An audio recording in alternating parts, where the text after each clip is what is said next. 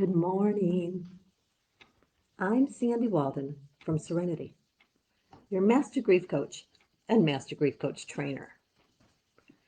There are so many aspects or layers of grief, and sometimes we don't really have the verbiage. Sometimes we don't notice or acknowledge that this is sadness or loss or pain. It's really normal. Really, really normal. We often call those things secondary losses, but there are aspects of grief that don't necessarily have anything to do with someone dying. So let me tell you something about a friend of mine, and the rotation brought it out. So this morning I was wandering around the yard looking at the gardens that we planned yesterday, and of course I had coffee cup in hand. And I started thinking about the amazing friend who gave me this mug.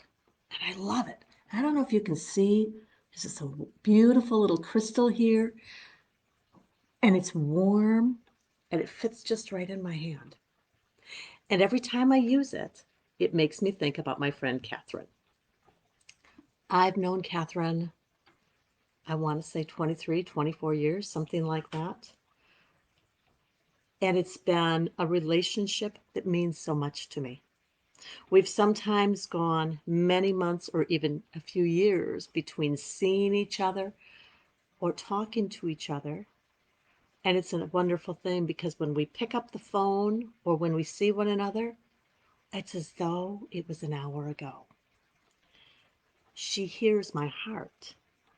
She understands who I am in ways that is a deep and beautiful gift to me. I don't have to pretend to be something I'm not with her. She encourages and applauds my strengths, my sense of humor, and she gives me a hug. And there's no judgment when I'm sad or angry. So here's what I was thinking as I was walking around the yard. I thought, gosh, I really miss Catherine. She lives 5 hours away right now. Well, because I moved. So this too is a sort of grief, and it matters that we acknowledge it. Is she dead? No, thank goodness. She's very much alive, healthy, and well. And we've had some wonderful conversations since I moved 4 months ago. At the same time, I'm very aware that I can't call her up and say, hey, want to meet me for coffee tomorrow morning? I can't say, let's meet down at the wine bar and have a glass and catch up. Well, I could, but it's not as convenient. So what is this grief about? This grief is about separation.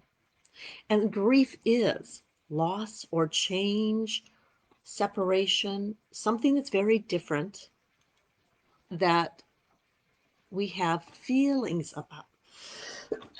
Pardon me.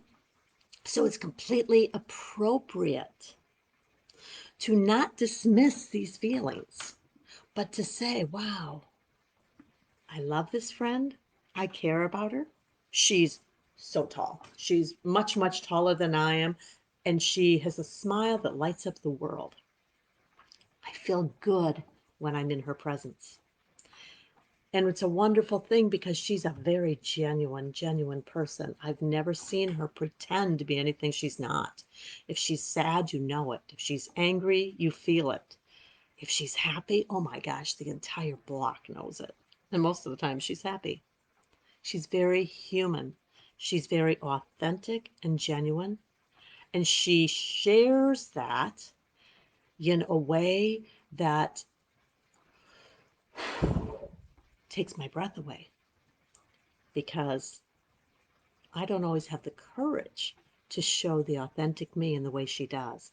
I see her very much as a way shower, a role model, and I miss her. So I'm sharing all this with you today because I'd like to encourage you to become aware of feelings of sadness or separation or loss that you have, that may be attached to the death of someone, or it may stand alone. And tend to those feelings. So, yes, my friend Catherine's going to be getting a message from me, letting her know that I love her and I miss her.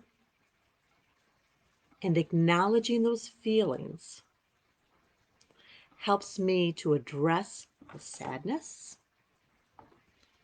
and helps me remember what an amazing connection we've had all those years.